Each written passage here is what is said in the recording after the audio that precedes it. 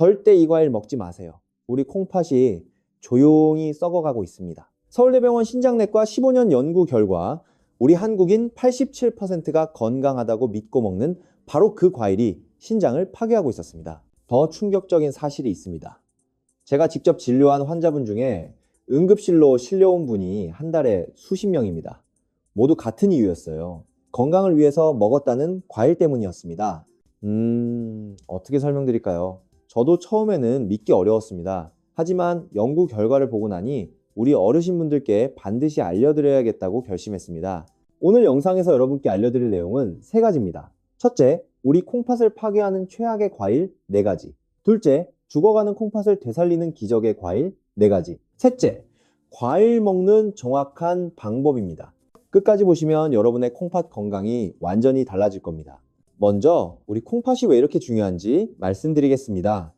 우리 콩팥은 우리 몸의 정수기 필터와 같습니다. 새 필터는 미세한 불순물까지 깨끗하게 걸러내죠. 하지만 오래 쓴 필터는 구멍이 막히고 찌꺼기가 쌓여서 제 역할을 못하게 됩니다. 우리 콩팥도 똑같습니다.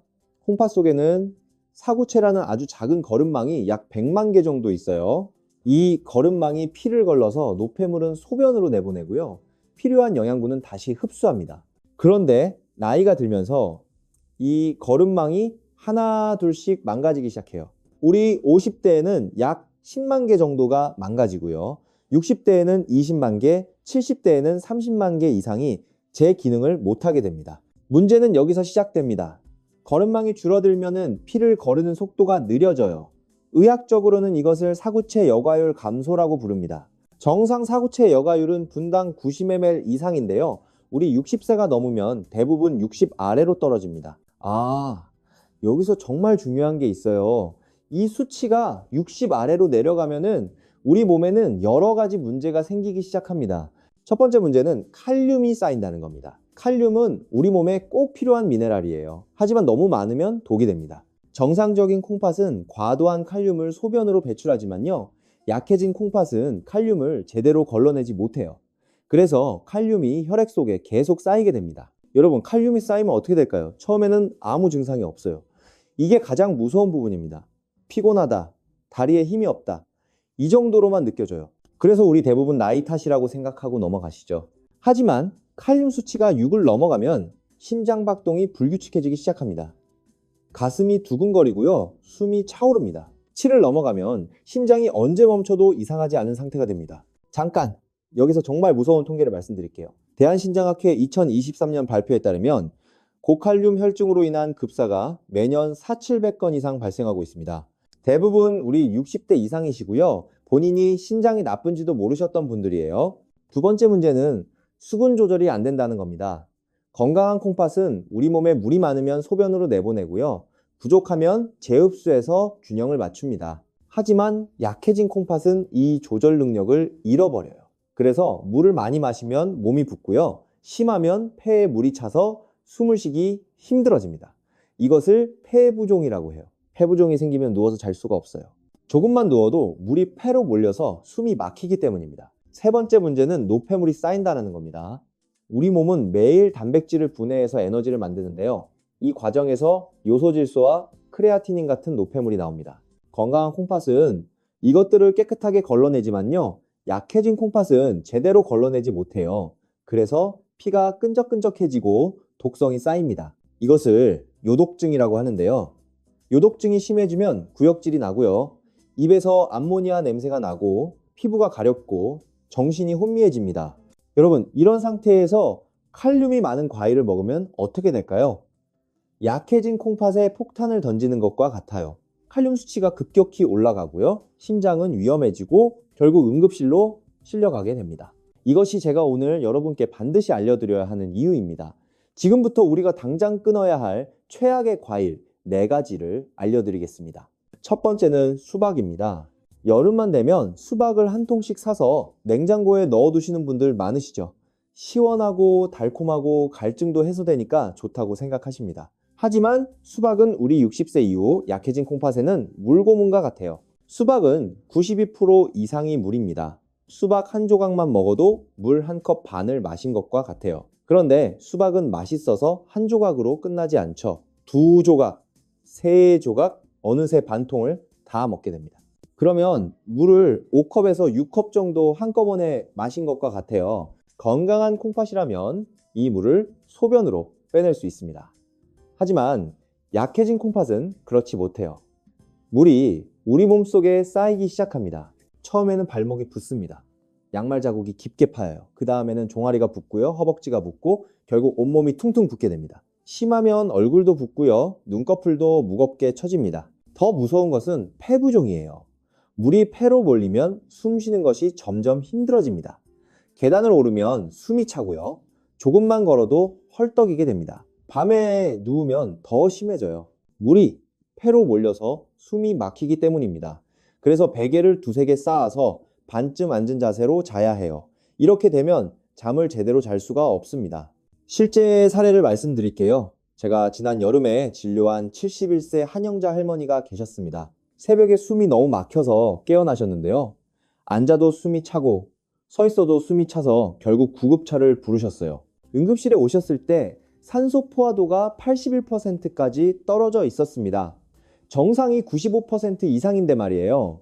급히 산소를 공급하고 이뇨제를 투여했습니다.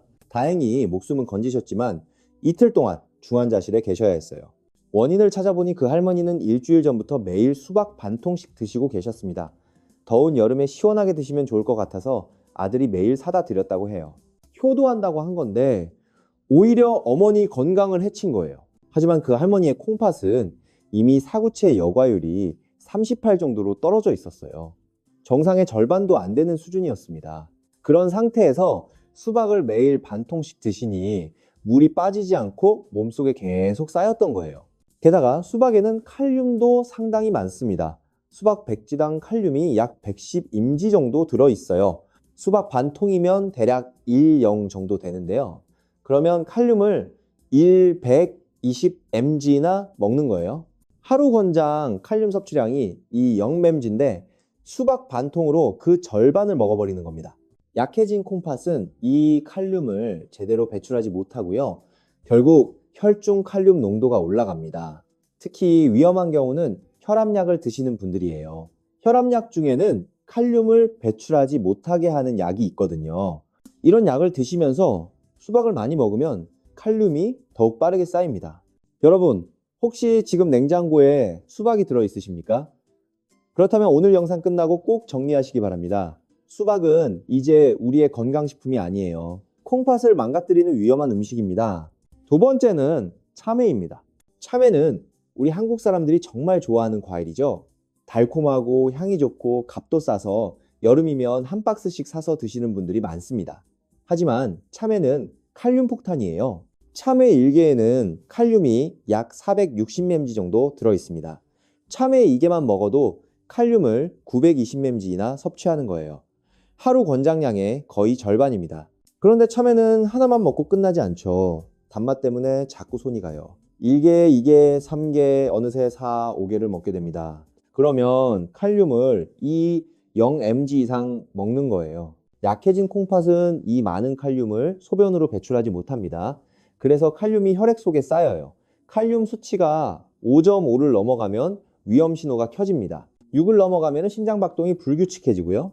7을 넘어가면 심정지가 올 수 있어요. 제가 진료한 68세 박성호 할아버지 사례를 말씀드리겠습니다. 그 할아버지는 참외를 정말 좋아하셨어요.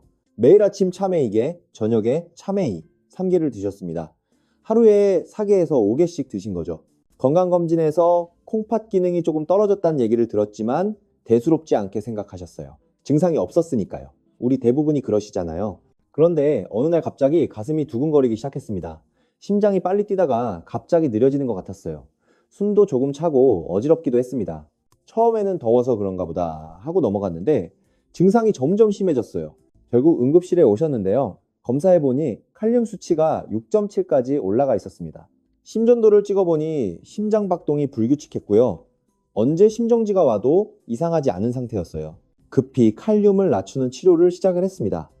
칼슘 주사를 맞고 인슐린과 포도당을 투여했어요. 다행히 칼륨 수치가 내려가면서 심장 박동도 안정되었습니다. 하지만 그 할아버지의 콩팥 기능은 이미 크레아티닌 수치가 이 전구까지 올라가 있었어요. 정상이 1.2 이하인데 말입니다. 만성 신부전 3기 단계였습니다. 제가 말씀드렸어요. 참외를 당장 끊으셔야 한다고. 그리고 칼륨이 많은 과일은 모두 피하셔야 한다고요. 그 할아버지는 충격을 받으셨습니다. 건강을 위해서 먹었던 참외가 오히려 콩팥을 망가뜨리고 있었다는 사실을 믿을 수 없으셨던 거예요. 우리 모두 그런 경험 있으시잖아요. 좋다고 알고 먹었던 게 사실은 독이었다는 걸 알게 되면 정말 허탈하죠. 그 이후로 그 할아버지는 참외를 완전히 끊으셨습니다. 하지만 이미 망가진 콩팥은 되돌릴 수 없었어요. 8개월 후 크레아티닌 수치가 4.1까지 올라가면서 결국 투석을 시작하셔야 했습니다. 일주일에 3번, 한 번에 4시간씩 병원에 오셔서 투석을 받으십니다. 그때마다 그 할아버지는 말씀하세요. 참외만 끊었어도 조금만 일찍 알았더라면 이렇게까지 되지 않았을 텐데 하고요. 참외가 이렇게 위험한 이유가 또 있어요. 참외는 당분도 많습니다. 참외 1개에 당분이 약 15개 정도 들어있어요. 당뇨가 있는 분들이 참외를 많이 먹으면 혈당이 급격히 올라갑니다. 그리고 높은 혈당은 콩팥의 미세혈관을 손상시켜요. 이미 약해진 콩팥이 더욱 빠르게 망가지는 겁니다. 여러분, 혹시 지금 참외를 냉장고에 넣어두고 계십니까? 맛있다고, 달다고, 향이 좋다고 매일 드시고 계십니까? 그렇다면 당장 멈추셔야 해요. 참외는 이제 우리의 간식이 아닙니다. 콩팥을 녹이는 시한폭탄이에요. 세 번째는 오렌지입니다. 오렌지는 비타민C가 풍부해서 건강에 좋다고 알려져 있죠. 특히 오렌지 주스는 아침에 한 잔씩 마시면 건강해진다고 생각하는 분들이 많습니다. 하지만 오렌지는 칼륨 농축 폭탄이에요. 오렌지 1개에는 칼륨이 약 237mg 정도 들어있어요. 그런데 문제는 오렌지 주스입니다. 오렌지 주스 1컵을 만들려면 오렌지 3개가 필요해요. 그러면 칼륨이 700mg 이상 들어있는 거예요. 게다가 시판되는 오렌지 주스는 농축액을 사용하는 경우가 많습니다. 농축 과정에서 칼륨이 더욱 진하게 들어있어요. 오렌지 주스 한 잔을 마시는 것은 오렌지 사개를 한꺼번에 먹는 것과 같습니다. 과일을 직접 먹을 때는 1개나 2개 먹고 배가 부르지만요. 주스로 마시면 그 양을 느끼지 못해요. 그래서 한 잔, 두 잔 마시게 됩니다. 어느새 오렌지 8개 분량을 마신 거예요. 칼륨을 1900mg 가까이 섭취한 겁니다. 약해진 콩팥은 이 많은 칼륨을 처리하지 못합니다. 칼륨이 혈액 속에 쌓이고요. 심장은 위험해져요. 특히 당뇨가 있는 우리 어르신분들에게 더 위험합니다. 오렌지 주스에는 당분도 많이 들어있어요. 오렌지 주스 한 컵에 당분이 21g 이상 들어있습니다. 이것은 설탕 쌀스푼을 녹여 마시는 것과 같아요. 당뇨 환자가 오렌지 주스를 마시면 혈당이 급격히 올라갑니다. 높은 혈당은 콩팥의 사구체를 손상시켜요. 사구체가 망가지면 단백질이 소변으로 빠져나갑니다. 이것을 단백뇨라고 해요. 단백뇨가 나오기 시작하면 콩팥 기능이 빠르게 나빠집니다. 제가 진료한 65세 최진수 할아버지 사례를 말씀드릴게요. 그 할아버지는 10년 전에 당뇨 진단을 받으셨습니다. 혈당 관리를 위해 운동도 하고 음식도 조절하셨어요. 그런데 비타민C가 당뇨에 좋다는 이야기를 들으시고는 매일 아침 오렌지 주스를 한 병씩 드시기 시작하셨습니다. 시판되는 500ml 페트병 제품이었어요. 이 부분이 정말 안타까운데요. 처음 몇 달은 괜찮았습니다. 그런데 3개월쯤 지나니까 몸이 자꾸 붓기 시작했어요. 아침에 일어나면 얼굴이 퉁퉁 붓고요. 저녁이면 발목이 부었습니다. 피곤하고 기운이 없었어요. 건강검진을 받아보니 크레아티닌 수치가 2.4까지 올라가 있었습니다. 6개월 전만 해도 1.3이었는데 반년 만에 수치가 거의 2배 가까이 올라간 거예요. 소변 검사를 해보니 단백뇨도 나왔습니다. 하루에 520mg 이상의 단백질이 소변으로 빠져나가고 있었어요. 콩팥이 빠르게 나빠지고 있다는 신호였습니다. 칼륨 수치도 5.7까지 올라가 있었어요. 정상 범위 상한선인 5를 넘어선 상태였습니다. 제가 식습관을 자세히 물어봤어요. 그제야 그 할아버지가 매일 오렌지 주스를 한 병씩 드신다고 말씀하셨습니다. 저는 당장 끊으시라고 말씀드렸어요. 오렌지 주스가 콩팥을 망가뜨리고 있다고, 이대로 가면 투석을 해야 할 수도 있다고 설명했습니다. 그 할아버지는 오렌지 주스를 끊으셨어요. 그리고 칼륨이 적은 식단으로 바꾸셨습니다. 3개월 후 검사를 해보니 크레아티닌 수치가 이후로 조금 떨어졌습니다. 칼륨 수치도 4.8로 정상 범위로 돌아왔어요. 다행히 더 이상 악화되지는 않았습니다. 하지만 이미 망가진 콩팥은 완전히 회복되지 않아요. 지금도 그 할아버지는 4개월마다 정기검진을 받으시며 콩팥 기능을 체크하고 계십니다. 여러분, 오렌지 주스는 건강 음료가 아닙니다. 특히 우리 60세 이후 당뇨가 있는 분들에게는 독약과 같아요. 혹시 냉장고에 오렌지 주스가 있으십니까? 건강을 위해서 매일 마시고 계십니까? 그렇다면 오늘 당장 멈추셔야 합니다. 오렌지 주스 한 잔이 투석실로 가는 티켓이 될 수 있어요. 네 번째는 키위입니다. 키위는 비타민C가 풍부하고 식이섬유도 많아서 변비에 좋다고 알려져 있죠. 그래서 우리 많은 어르신들이 아침에 키위를 갈아서 주스로 드십니다. 하지만 키위는 칼륨 집중 폭탄이에요. 키위 한 개에는 칼륨이 약 315mg 정도 들어있습니다. 키위 두 개면 칼륨이 630mg예요. 그런데 키위를 갈아서 주스로 만들 때는 보통 3개에서 4개를 넣습니다. 그러면 칼륨이 260mg 이상 들어있는 거예요. 하루 권장량의 절반을 훌쩍 넘는 양입니다. 더 위험한 것은 키위와 혈압약의 조합이에요. 혈압약 중에 안지오텐신 전환효소 억제제나 안지오텐신 수용체 차단제라는 약이 있습니다. 이름이 어렵죠? 쉽게 말하면 혈압을 낮추는 약인데요. 이 약들은 칼륨을 소변으로 배출하는 것을 막아요. 이 약을 드시면서 키위를 많이 먹으면 칼륨이 급격히 쌓입니다. 제가 진료한 70세 이영순 할머니 사례를 말씀드릴게요. 그 할머니는 15년 전부터 고혈압으로 혈압약을 드시고 계셨습니다. 혈압 조절은 잘 되고 있었어요. 그런데 변비가 심해지면서 키위가 좋다는 이야기를 들으셨습니다. 그래서 매일 아침 키위 3개를 갈아서 주스로 만들어 드시기 시작하셨어요. 처음 한두 달은 괜찮았습니다. 변비도 좋아지는 것 같았고요. 건강해지는 것 같았어요. 그런데 3개월쯤 지나니까 팔다리에 힘이 없어지기 시작했습니다. 특히 다리 근육이 약해져서 계단을 오르기 힘들었어요. 그냥 나이 탓이라고 생각하셨습니다. 우리 대부분이 그러시잖아요. 몸이 안 좋으면 나이 탓이라고요. 그러던 어느 날 갑자기 가슴이 답답하고 숨이 차기 시작했어요. 심장이 불규칙하게 뛰는 것 같았습니다. 온몸에 식은땀이 났어요. 가족들이 급히 구급차를 불렀고 응급실로 오셨습니다. 검사해보니 칼륨 수치가 7.2까지 올라가 있었어요. 생명이 위험한 수준이었습니다. 심전도를 찍어보니 심장박동이 매우 불규칙했고요.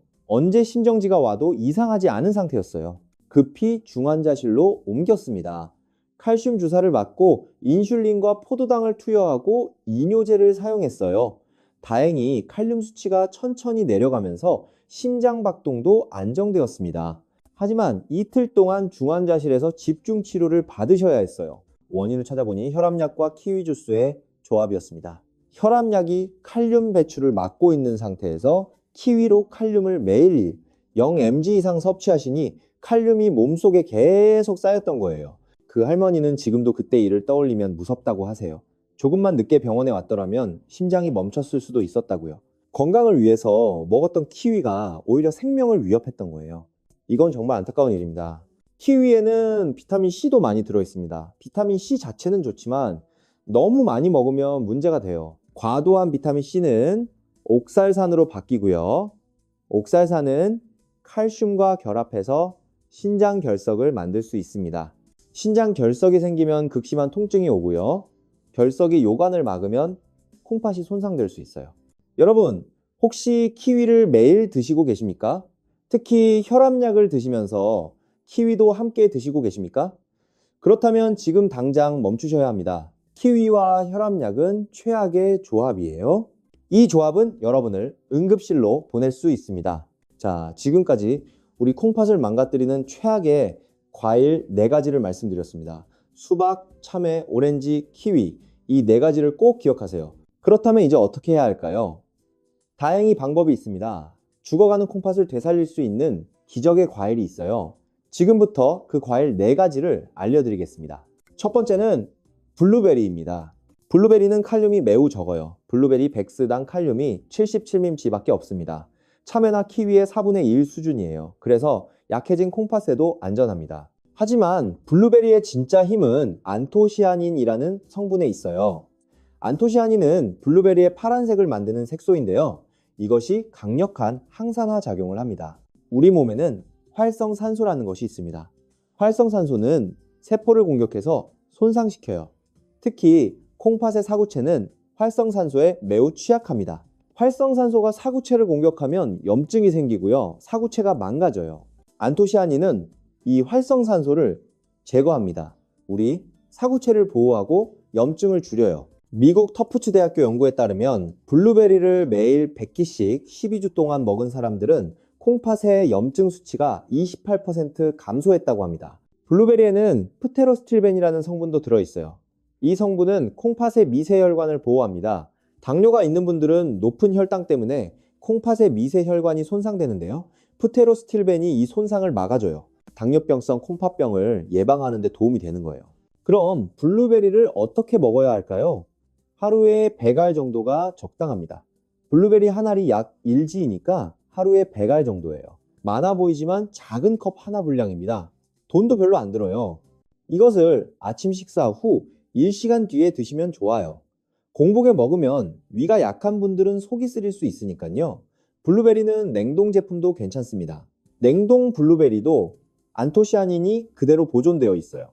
오히려 냉동했다가 해동하면은 세포벽이 터지면서 안토시아닌이 더 잘 흡수될 수도 있습니다.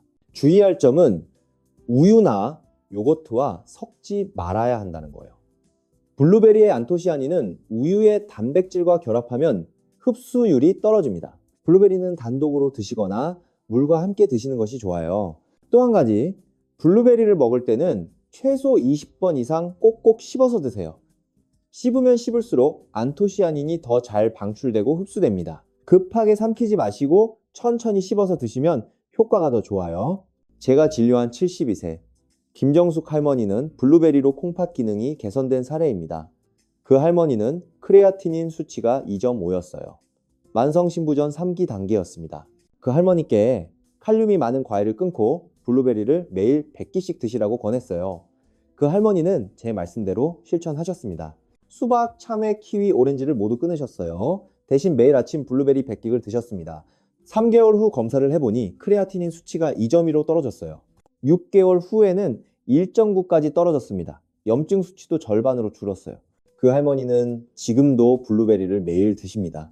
그리고 1년에 4번 정기검진을 받으시는데요. 콩팥 기능이 더 이상 나빠지지 않고 안정적으로 유지되고 계십니다.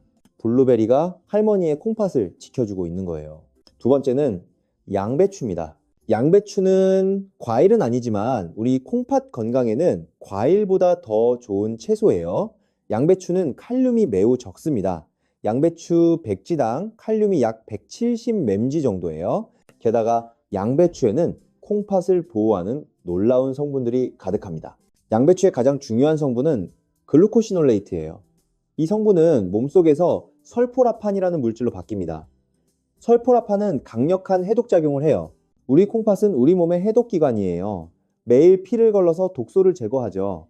그런데 독소가 너무 많으면 콩팥이 지칩니다. 설포라판은 간과 콩팥의 해독 효소를 활성화시켜서 독소 제거를 도와요. 콩팥의 부담을 덜어주는 겁니다. 양배추에는 비타민 K도 풍부해요. 비타민 K는 혈액 응고에 관여하는 비타민인데요. 콩팥 환자에게 매우 중요합니다. 콩팥이 나빠지면 혈액이 잘 응고되지 않아서 출혈이 쉽게 일어날 수 있어요. 비타민 K는 이런 출혈을 예방합니다. 양배추 100끼에는 하루 필요량의 거의 70%에 해당하는 비타민 K가 들어있어요. 양배추에는 섬유질도 풍부합니다. 식이섬유는 장에서 독소를 흡착해서 배출해요. 콩팥이 약해지면 요독소가 쌓이는데요. 이 요독소의 일부는 장으로도 배출됩니다. 양배추의 식이섬유는 장에서 요독소를 붙잡아서 변으로 배출해요.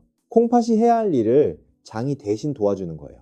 양배추를 어떻게 먹어야 할까요? 가장 좋은 방법은 살짝 데쳐서 먹는 거예요.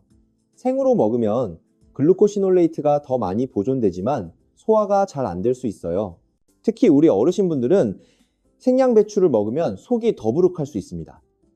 그래서 끓는 물에 30초에서 1분 정도만 살짝 데쳐서 드시면 좋아요. 하루 섭취량은 200지 정도가 적당합니다. 양배추 잎이 4장 정도예요. 이것을 점심과 저녁으로 나눠서 드시면 됩니다. 양배추를 먹을 때는 된장이나 간장 양념을 적게 넣으세요. 나트륨이 많으면 콩팥에 부담을 주니까요. 올리브유에 살짝 볶거나 레몬즙을 뿌려서 드시면 좋습니다. 주의할 점은 양배추를 너무 오래 끓이지 말아야 한다는 거예요. 오래 끓이면 글루코시놀레이트가 파괴됩니다. 길어도 2분을 넘기지 마세요. 살짝 데치는 정도가 가장 좋아요. 제가 진료한 67세 박영수 할아버지는 양배추로 콩팥을 살리신 분이에요. 그 할아버지는 크레아티닌 수치가 3점이었습니다. 만성신부전 4기 단계였어요. 의사들은 곧 투석을 시작해야 할 거라고 했습니다. 저는 그 할아버지께 마지막 기회를 드렸어요. 식습관을 완전히 바꾸시면 투석을 늦출 수 있다고 말씀드렸습니다. 칼륨이 많은 과일과 음식을 모두 끊고요. 양배추를 매일 200g씩 드시라고 했어요. 그리고 단백질 섭취를 줄이고 물을 적당히 마시고 나트륨을 제한하라고 했습니다. 그 할아버지는 정말 열심히 실천하셨어요. 매일 아침 양배추를 데쳐서 드셨고요. 저녁에도 양배추 요리를 드셨습니다. 3개월 후 검사를 해보니 크레아티닌 수치가 2.8로 떨어졌어요. 1년 후에는 2.1로 안정되었습니다. 투석을 해야 한다던 할아버지가 양배추와 식습관 개선만으로 콩팥 기능을 회복하신 거예요. 지금도 그 할아버지는 양배추를 매일 드시고요. 정기검진을 받으시며 콩팥 건강을 지키고 계십니다. 세 번째는 딸기입니다. 딸기는 칼륨이 적고 콩팥을 보호하는 성분이 풍부한 완벽한 과일이에요. 딸기 100기당 칼륨이 약 153mg 정도입니다. 수박이나 참외의 3분의 1 수준이에요. 그래서 약해진 콩팥에도 안전합니다.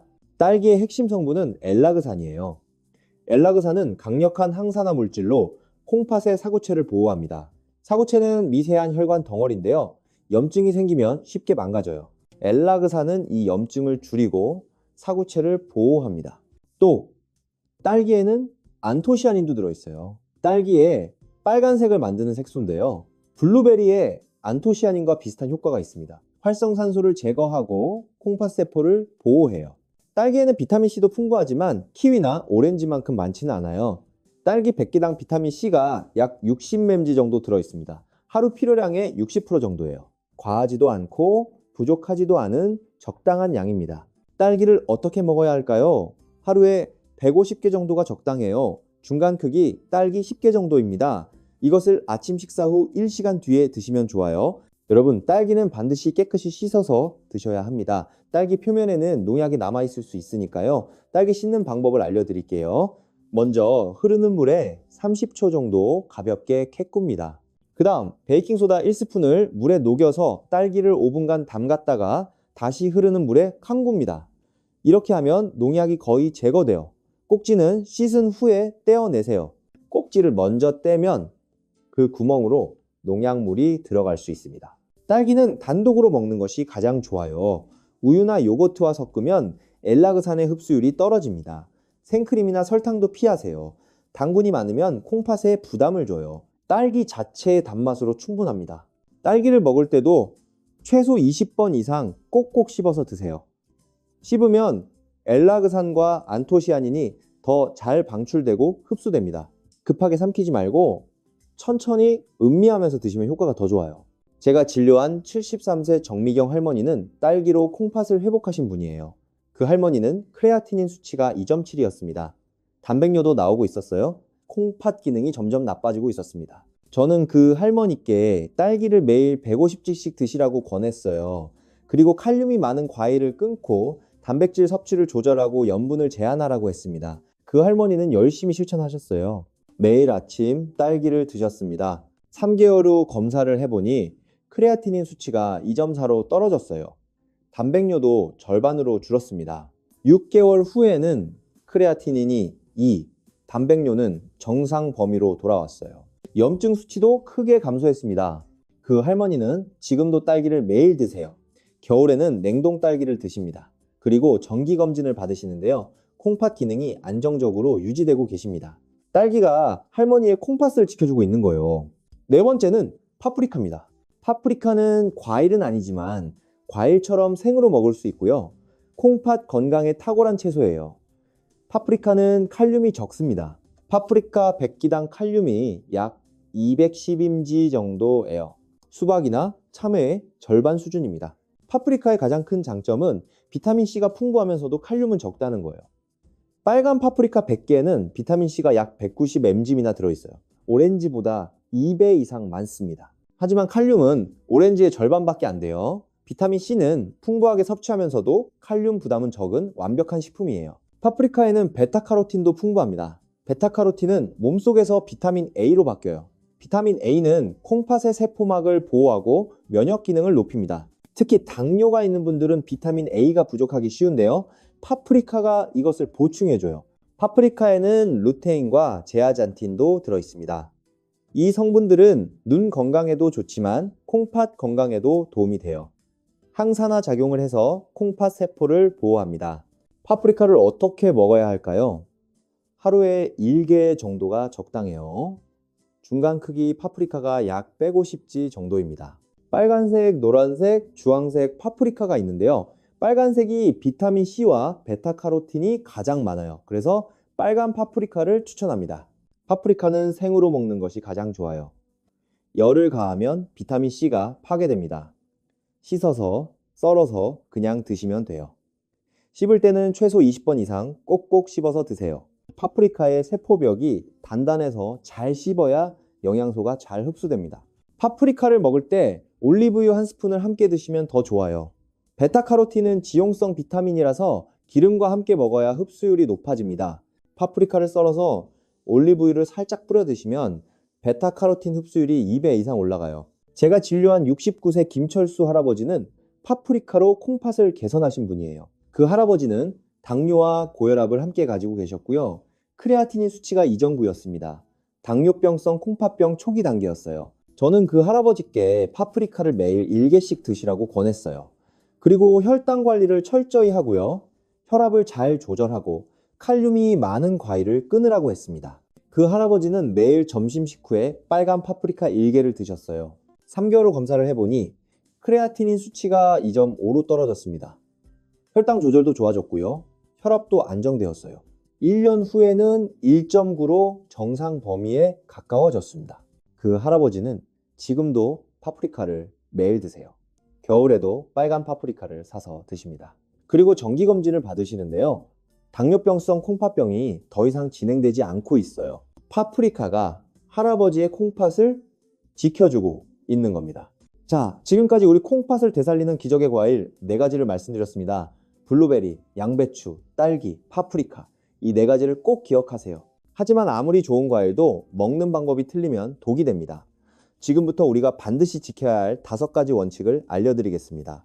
첫 번째, 섭취 시간입니다. 과일은 반드시 식후 1시간 뒤에 드세요.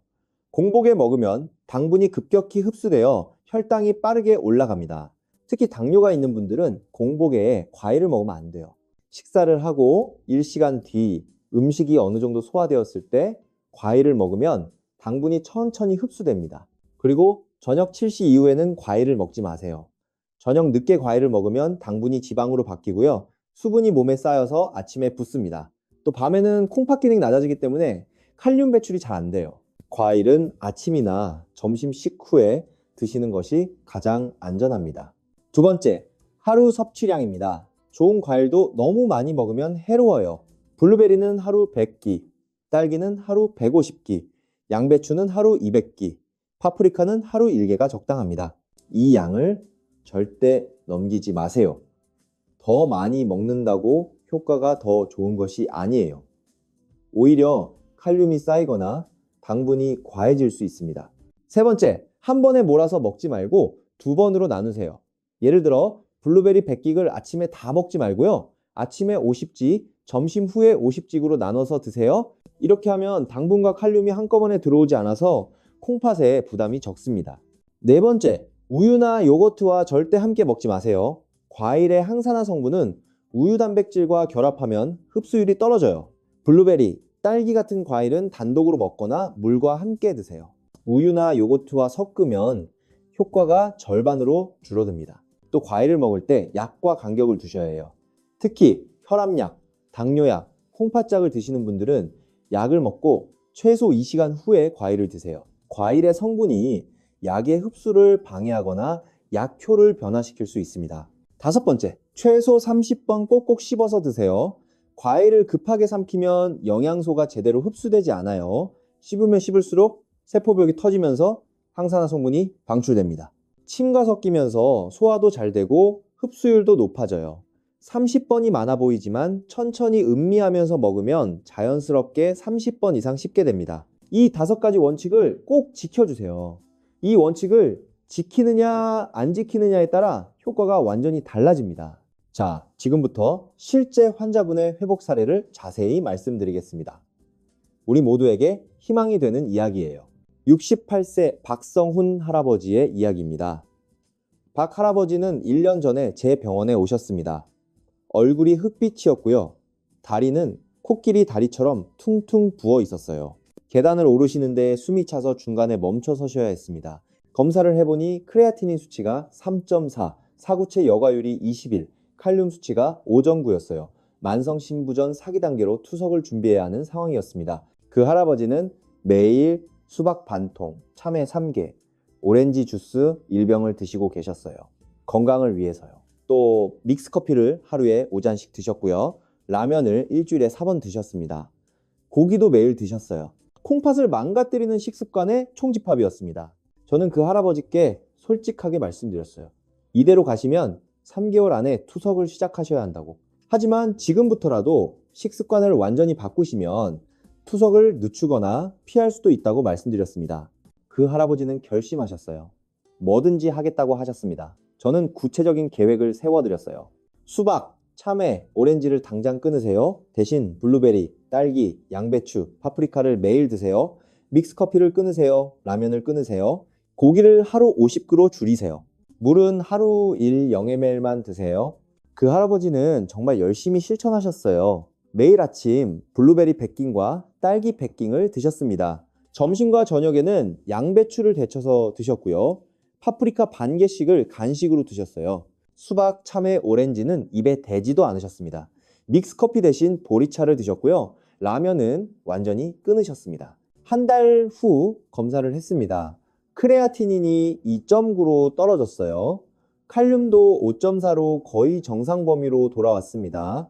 다리 부종도 많이 줄었어요. 저는 희망을 받습니다. 이 방향이 맞다는 확신이 들었어요. 2달 후 검사에서는 크레아티닌이 2.5 사구체 여과율이 28까지 올라왔어요. 3개월 후에는 크레아티닌이 2.2, 사구체 여과율이 37까지 올라왔습니다. 다리 부종은 완전히 사라졌고요. 계단을 오르는 것도 훨씬 수월해졌어요. 1년 후인 지금 그 할아버지의 크레아티닌은 1.7, 사구체 여과율은 52로 안정되어 있습니다. 매일 등산을 다니시고요. 손주들을 안아주시고 친구들과 공원을 산책하십니다. 그 할아버지는 저에게 이렇게 말씀하셨어요. 선생님이 제 인생을 다시 돌려주셨다고. 투석실이 아니라 공원을 걷게 해주셔서 감사하다고요. 그때 저는 눈물이 났습니다. 우리 환자분들의 이런 회복을 볼 때가 의사로서 가장 보람 있는 순간이에요. 박 할아버지는 지금도 블루베리, 딸기, 양배추, 파프리카를 매일 드십니다. 나쁜 과일은 절대 드시지 않아요. 그리고 3개월마다 정기검진을 받으시는데요. 콩팥 기능이 안정적으로 유지되고 있습니다. 이것이 바로 음식의 힘이에요. 올바른 식습관이 죽어가던 콩팥을 다시 살린 거예요. 하지만 여기서 중요한 주의사항이 있습니다. 오늘 제가 말씀드린 과일과 채소도 모든 분에게 다 좋은 것은 아니에요. 다음과 같은 경우에는 반드시 주치의와 상의하셔야 합니다.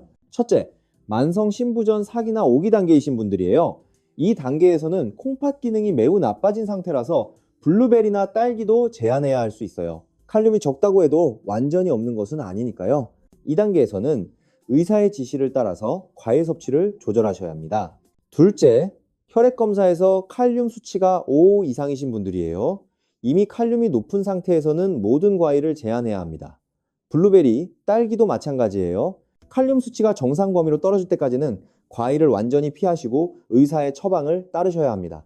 셋째, 당뇨가 심하신 분들이에요.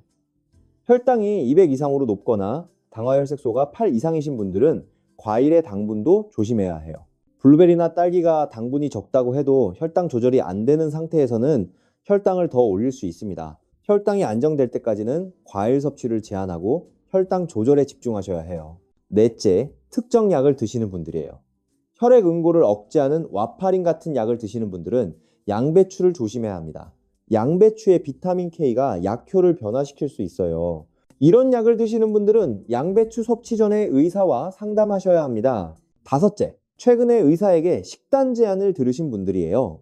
의사가 특정 음식을 피하라고 하셨다면 그 지시를 따르셔야 해요. 오늘 제가 말씀드린 내용보다 여러분을 직접 진료하는 의사의 판단이 더 정확합니다. 건강은 남이 좋다는 것을 무조건 따라하는 게 아니에요. 내 몸의 상태를 확인하며 지켜가는 것입니다. 우리 모두 1년에 이번은 꼭 건강검진을 받으시고요. 크레아티닌, 사구체 여과율, 칼륨 수치를 확인하세요. 그리고 그 결과에 따라 식습관을 조절하세요. 오늘 제가 말씀드린 내용을 다시 한번 정리해 드리겠습니다. 우리 콩팥을 녹이는 최악의 과일은 수박, 참외, 오렌지, 키위입니다. 이 과일들은 칼륨이 많아서 약해진 콩팥의 폭탄과 같아요. 지금 당장 냉장고에서 꺼내서 버리세요. 죽어가는 콩팥을 되살리는 기적의 과일은 블루베리, 양배추, 딸기, 파프리카입니다. 이 음식들은 칼륨이 적고 콩팥을 보호하는 성분이 풍부해요. 오늘부터 매일 드세요. 섭취 원칙을 꼭 지키세요. 식후 1시간 뒤에 하루 적정량만 2번으로 나눠서 우유나 요거트 없이 30번 이상 씹어서 드세요. 여러분, 오늘 당장 냉장고를 정리하세요. 수박, 참외, 오렌지, 키위를 꺼내고요. 블루베리, 딸기, 양배추, 파프리카를 채워 넣으세요. 그 작은 선택 하나가 10년 뒤 여러분의 운명을 결정합니다. 10년 뒤 여러분은 두 가지 중 하나예요. 병원 침대에 누워서 일주일에 3번 투석실에 가는 삶, 아니면 공원을 산책하고 손주를 안아주고 친구들과 웃는 삶. 어느 쪽을 선택하시겠습니까? 오늘 이 영상이 도움이 되셨다면 좋아요와 구독 부탁드립니다. 더 많은 건강 정보로 다시 찾아뵙겠습니다. 지금 이 영상을 가족 단톡방에 공유해주세요. 여러분의 터치 한 번이 누군가의 콩팥을 살릴 수도 있습니다. 부모님께, 친구에게, 콩팥이 안 좋은 지인에게 이 영상을 보내주세요. 그것이 우리가 서로에게 줄 수 있는 가장 큰 선물이에요. 우리 함께 건강해집시다. 여러분 모두 건강한 하루 되시길 바랍니다.